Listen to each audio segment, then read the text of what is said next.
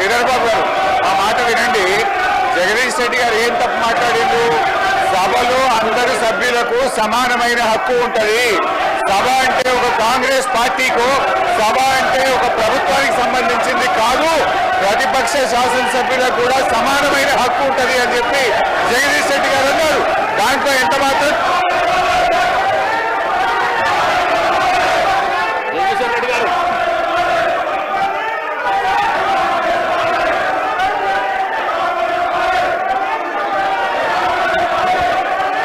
అధ్యక్ష, మీరు వాళ్ళని కూర్చోబెట్టి నాకు మైక్ ఇస్తే మాట్లాడతారు అధ్యక్ష. వాళ్ళని కూర్చోబెట్టి నాకు మైక్ ఇవ్వండి. వాళ్ళని కూర్చోబెట్టి నాకు మైక్ ఇవ్వండి. సభను ఆర్డర్లో పెట్టి నాకు మైక్ ఇస్తే మాట్లాడతారు అధ్యక్ష, లేకపోతే నేను మాట్లాడిన అధ్యక్ష. సభను ఆర్డర్లో పెట్టి అందరు కూర్చొని నేను మాట్లాడతా అధ్యక్ష. చెప్పండి.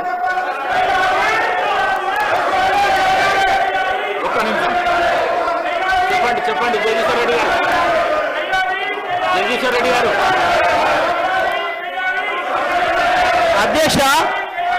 అధ్యక్షుల వారి బాధ్యత సభను ఆర్డర్లో పెట్టడము.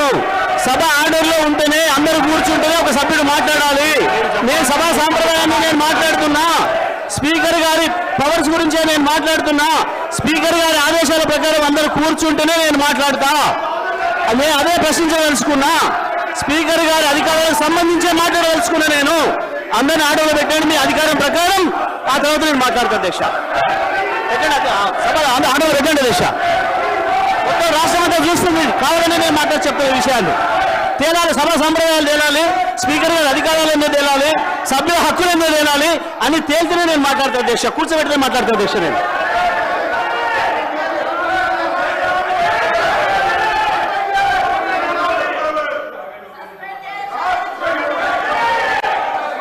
లక్ష్మణ్, సభ్యులు జగదీశ్వర్ రెడ్డి గారు, గౌరవ స్పీకర్, మా దళిత వర్గానికి చెందినటువంటి మా గౌరవ స్పీకర్ గారిని అవమానపరిచినందుకు బేషరతుగా క్షమాపణ చెప్పాలని చెప్పి కోరుతున్నాము.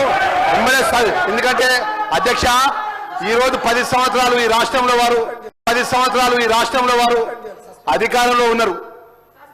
చైర్కు గౌరవించాల్సిన కనీస మర్యాద లేకుండా పిట్ట కథలు చెప్పుకుంటూ స్పీకర్ గారిని ఏకవచనంతో మాట్లాడినట్టు సందర్భంలో పట్ల తక్షణమే జగదీశ్వర్ రెడ్డి గారిని సస్పెండ్ చేయాలి. గతంలో జరిగిన సభలో మా యొక్క సంపత్ కుమార్ సభ్యుడు పేపర్ ఇట్లా పైకి ఎసిరేసినందుకే ఆయన శాస్త్రంగా సభ్యత్వం రద్దు చేసే విధంగా సస్పెండ్ చేసిన అధ్యక్ష. జగదీశ్వర్ రెడ్డి గారు తక్షణమే సస్పెండ్ చేయాలని చెప్పి మిమ్మల్ని కోరుతున్నాం అధ్యక్ష.